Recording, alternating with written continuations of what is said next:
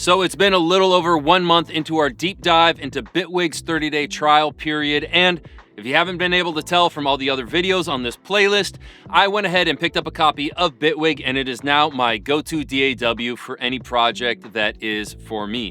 Now, I do work with a lot of other artists that are passing Ableton projects back and forth, so when I'm working with them, we stick inside of Ableton, but if it's a project where I have control of it, I'm not passing files back and forth, I stick inside of Bitwig because I'm absolutely loving it. Now, before we jump into this video, for everybody that's been asking how they can support the channel, there is a Zounds link down below where you can pick something up and a little tiny percentage comes back to us here at the channel. Cool thing about Zounds is they have financing on almost everything inside of the website, and most of the time they don't even run a credit check. Also, there is a super thanks button down below where you can directly donate here to the channel. We greatly appreciate it, and massive thanks to all the names on the screen that have gone ahead and hit that super thanks button.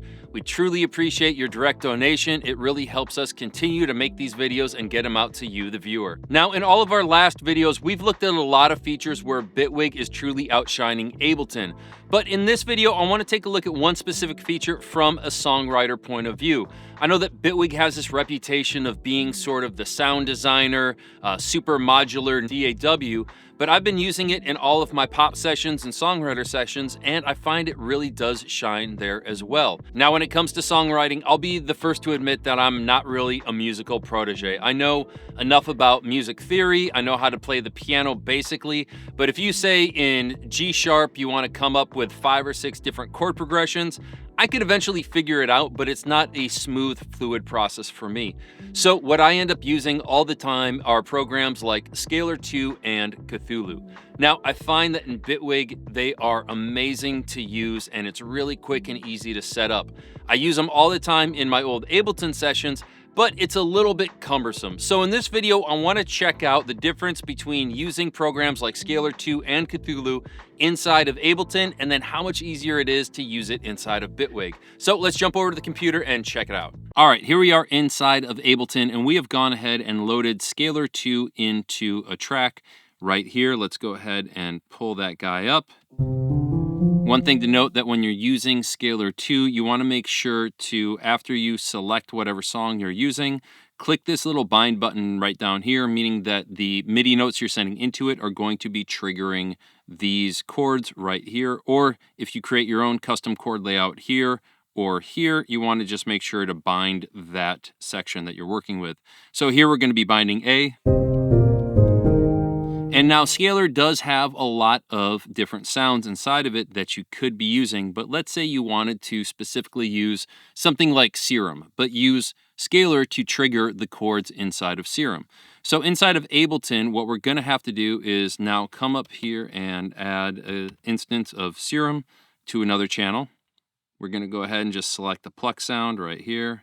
That one sounds good. And now that we've selected our sound, we then have to go through with our routing to make sure that Scalar 2 up here is triggering Serum down here. If you don't see the routing right here, you have to come over to the right side and hit the I/O. Now we have access to see all of our different routing.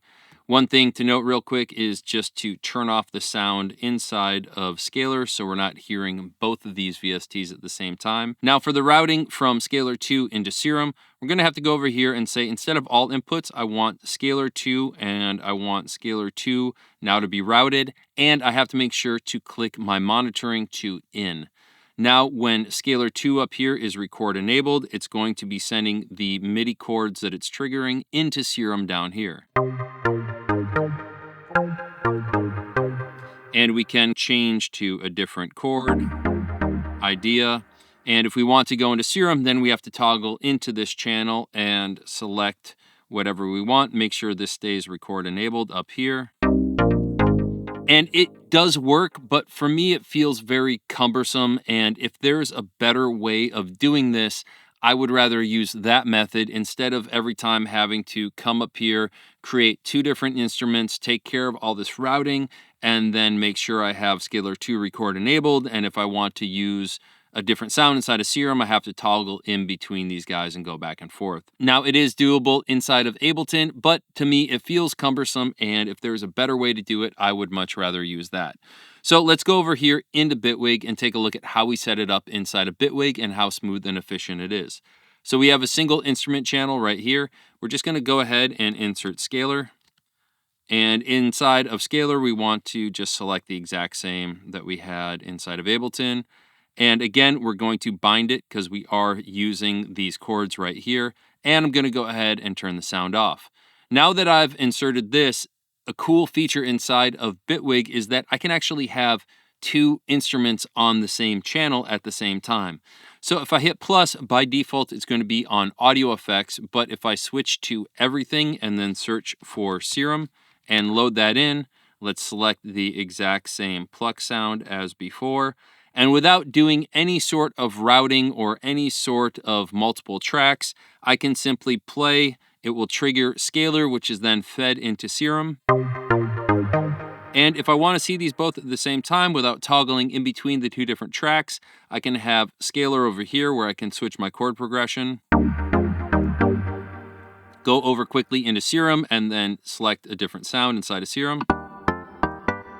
And for the fact that I can have both of these on the same channel, I don't have to worry about routing. It just makes it so much smoother to use instruments like Scalar and Cthulhu inside of a single channel where Scalar is simply feeding into Serum. I can have them both open at the same time, as opposed to over here inside of Ableton where I have to do routing from one channel into the other channel, make sure my monitoring is set to in, and then toggle in between the two if I do want to switch any parameters on Scalar or on Serum. So for me, I much prefer using this method inside of Bitwig. I just find this much easier to use and less cumbersome inside of Bitwig as opposed to using it inside of Ableton. So this feature inside of Bitwig, the ability to add multiple instruments onto a single channel, especially when you're using things like Scalar 2 or Cthulhu, is just really easy and smooth to use, as opposed to the other way where you may have to route MIDI from one channel into another channel and then make sure you're record enabling the right channel. So big up to Bitwig for having this feature. Another thing that's really helped me along this journey of switching over from Ableton into Bitwig is all the different tools on 1, 2, 3, and 4, and the fact that you can just simply press and hold down a tool, temporarily switch it over into that tool, do what you have to do, release it, and then it goes back to the previous tool. So typically I'm using 1, which is the pointer smart tool, and then for time selection, I just press and hold down 2, select what I need to select, do what I need to do, let go of 2, and it switches right back to 1. Now, if you have any other tips or tricks on switching over from an Ableton workflow into a Bitwig workflow, please leave a comment down below, because your comment might be the thing that unlocks somebody else's creative block and unlocks their frustration. Now, whether you use Ableton or Bitwig, I plan on releasing an upcoming masterclass series on starting and finishing tracks from zero all the way to completed, ready for release.